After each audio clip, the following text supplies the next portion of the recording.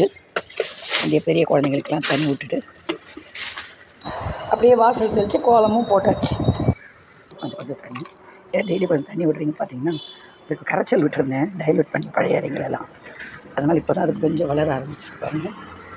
அதனால் டெய்லி கொஞ்சம் தண்ணியாக சேர்க்குறேன். இப்போ வெந்தயம் போட்டிருக்கேன் இதில், அது வளருது. கலெக்டாக தண்ணி போட்டேன். அது ஒரு குட் மார்னிங் நேரம் வந்து விளக்கேற்றிட்டேன். எங்களுக்கு காஃபியும் போட்டாச்சு. சாதம் வச்சுட்டேன். ஃபஸ்ட்டு முதல் சாதத்தை வச்சாச்சு. சாதம் கொதிக்க ஆரம்பிச்சு வேகுது. அடுத்து அரைக்கீரை தக்காளி பச்சை மிளகாலாம் போட்டுட்டேன். வெங்காயமும் சிறு வெங்காயம் அரைஞ்சி வச்சுருக்கேன். அதுக்கு கொஞ்சம் புளி போட்டு கடையலான்னு இருக்கேன் இன்றைக்கி.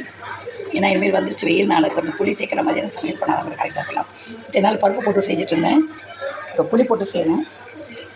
இவ்வளோ புளி எடுத்துக்கிட்டேன். கொஞ்சமாக சிறு வெங்காயம் கட் பண்ணி வச்சுருக்கேன். தக்காளி 3 போட்டாச்சு. 2 பச்சை மிளகாவும் போட்டிருக்கேன். பூண்டு போட்டாச்சு. நிறைய பூண்டு போட்டிருக்கேன். எல்லாத்தையும் போட்டு குக்கர் வச்சு ஒரு அடிக்க வேண்டியதான். கீரை கடைஞ்சிடும்.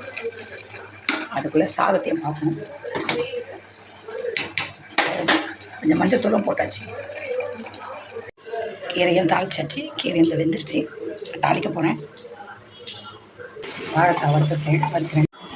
இன்றைக்கி லஞ்ச் வந்து சுட சுட சாதம், அரைக்கீரை கடையில், வாழைக்காய் வறுத்து வச்சுருக்கேன். கூடவே 2 துண்டு கருவாடு வறுத்து வச்சுருக்கேன். டிஃபனுக்கு புட்டு, ராகி காரரிசி புட்டும் நாட்டு சர்க்கரை போட்டிருக்கேன். அவ்வளோதான் இன்றைக்கி லஞ்சு. வாங்க எல்லோரும் ஒன்றா சாப்பிட்லாம்.